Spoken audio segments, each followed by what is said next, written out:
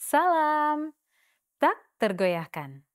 Mari kita bangun keberanian melalui bertahan dari depresi bagian pertama.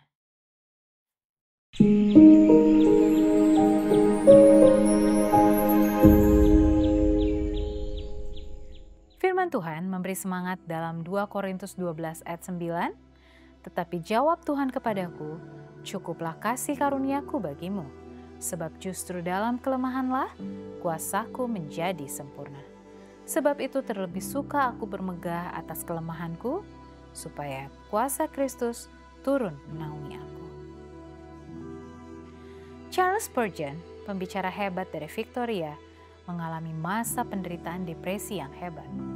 Suatu kali ia memberitahu seorang sahabatnya bahwa ada kamar tahanan di bawah kastel keputusasaan. Namun Spurgeon tetap mengikuti jalan Allah.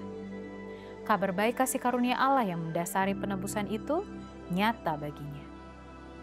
Suatu hari, ketika ia pulang ke rumah setelah hari kerja yang penat, ia mulai merasa sangat lelah dan tertekan. Segala jenis orang mencurahkan masalah mereka kepadanya, namun hanya sedikit orang yang mau mendengar masalahnya sendiri. Spurgeon merasa kamar tahanan itu memberi isyarat lagi. Namun muncullah sebuah ayat dan menyelamatkan dia. Kata-kata cukuplah kasih karuniaku bagimu masuk ke dalam pikirannya. Begitu sampai di rumah, Spurgeon melihat ayat itu dalam bahasa Yunani. Sekarang kabar baik kecil ini baginya lebih tepat lagi. Allah sepertinya berbicara secara langsung kepadanya. Kasih karuniaku cukup bagimu. Spurgeon menjawab dengan nyaring dari dalam hatinya.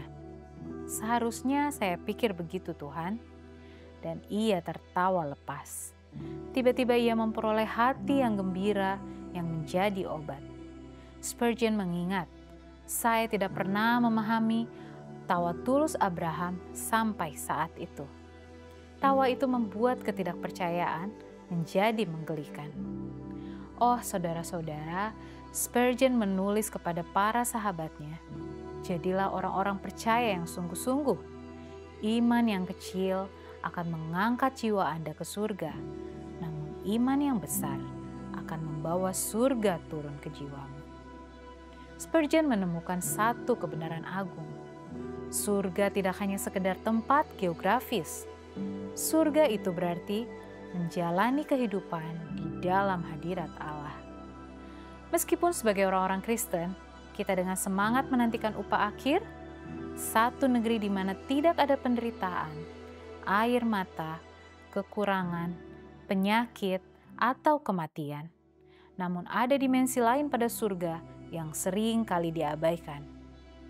Ketika orang-orang Farisi bertanya kepada Yesus tentang kerajaan Allah, ia dengan tepat menyatakan, sebab sesungguhnya kerajaan Allah ada di antara kamu. Ketika Kristus memasuki kehidupan kita melalui rohnya, kerajaan Allah bertahta di dalam hati kita. Roh Allah menyembuhkan rasa sakit kita. Roh Allah mengeringkan air mata kita. Roh Allah memberikan kita pengharapan baru. Bersama Spurgeon, kita menemukan bahwa kasih karunia Allah itu cukup.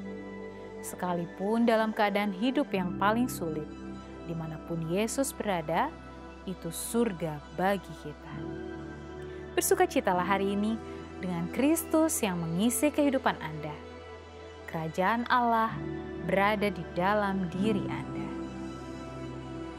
Dengan bertahan dari depresi, mulailah hari Anda dengan tak tergoyahkan.